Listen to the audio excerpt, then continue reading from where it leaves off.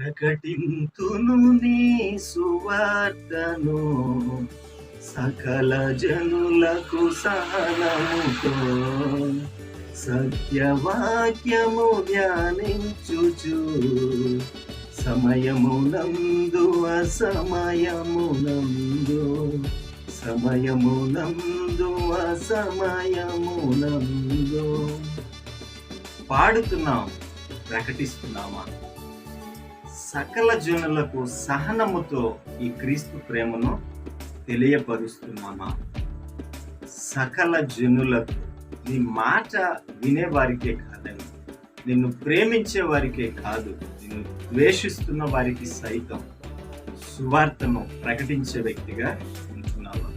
సువార్తను ప్రకటించడానికి సహనము కావాలి అని మనం ఈ పాటలో గమనిస్తున్నాం. సహనముతో నీవు ప్రయత్నిస్తేనే దేవుని కార్యాలు చూడగలవు.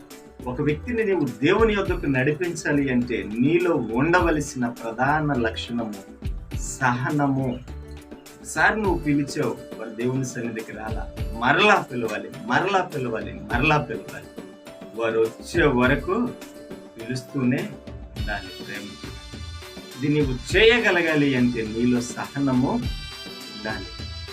ప్రకటించాలి క్రీస్తు ప్రేమను సహనముతో సకల జనులకు, సమయమునందు అసమయమునందు, ఎల్ల వేళలా దేవుణ్ణి పని చేసే వ్యక్తిగా నీవు ఉండాలి అని పాట ద్వారా గ్రహిస్తూ అన్ని సమయాల్లో క్రీస్తు ప్రేమను పంచేవారిగా, క్రీస్తు ప్రేమను తెలియపరిచేవారిగా మనముండాలి అని ఈ పాట ద్వారా గ్రహిస్తున్నాం. మరి ప్రకటిస్తున్నామా క్రీస్తు ప్రేమను, క్రీస్తు సువార్తను? వాక్యాన్ని బోధించడం ద్వారానే కాదండి, నీ ప్రవర్తన ద్వారా క్రీస్తు ప్రేమను తెలియచేయవచ్చు.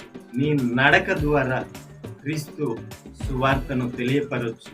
నీ ప్రవర్తన, నీ నడక, నీ మాట తీరు, అన్నిటి ద్వారా నీవు క్రీస్తు ప్రేమను, సువార్తను ఇతరులకు పంచిపెట్టవచ్చు. గడిచిన కొన్ని రోజుల క్రితం మేము కుటుంబముగా ఊరు వెళుతూ ఉన్నాము. మేము నలుగురము సీట్లో కూర్చున్నాము. కొద్దిసేపు అయిన తరువాత ఒక ఇద్దరు వృద్ధ దంపతులు ఎక్కారు. వారికి సీట్లు లేక అలా నిలబడి ఉండిపోయారు.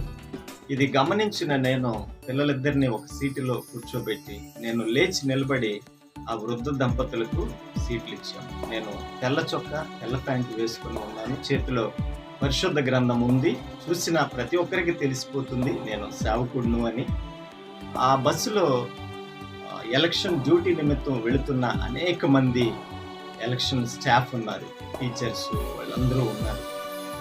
వారందరి ముందు నేను లేచి నిలబడి వారిద్దరికి ఆ సీట్లు ఇచ్చాను. కొంత దూరం ప్రయాణం చేసిన తర్వాత మధ్యలో ఒక స్టాప్ వచ్చినప్పుడు అక్కడ కొంతమంది దిగారు. అప్పుడే సీటు దొరికింది, నేను అలా కూర్చున్నాను. మరలా కొద్దిసేపటికి ఇంకొక పెద్ద తండ్రి ఎక్కారు. ఆయన వృద్ధాప్యంలో ఉన్నారు. నేను మరలా లేచి ఆ తండ్రికి ఆ సీట్ ఇచ్చాను. ఇదంతా గమనిస్తున్న ఆ టీచర్స్ గమనిస్తూ ఉన్నారు, యేసు ప్రభు ప్రేమను తెలుసుకున్న వ్యక్తి కాబట్టే తను లేచి నిలబడి పెద్ద వయసులో ఉన్న వారికి అవకాశం ఇస్తున్నాడని వారు గ్రహించడం జరిగింది. నేను ఇది ఎందుకు చెప్తున్నానంటే ఏదో గొప్ప కొరకు కాదు, కానీ మనం చేసే చిన్న చిన్న కార్యాల ద్వారా కూడా దేవుణ్ణి మహిమపరిచే సువార్తను మనం చేయొచ్చు అని తెలియపరచడానికే చెప్తున్నాను. మన ప్రవర్తన ద్వారా, మన మాట ద్వారా, మన పనుల ద్వారా సువార్తను పంచిపెట్టవచ్చు.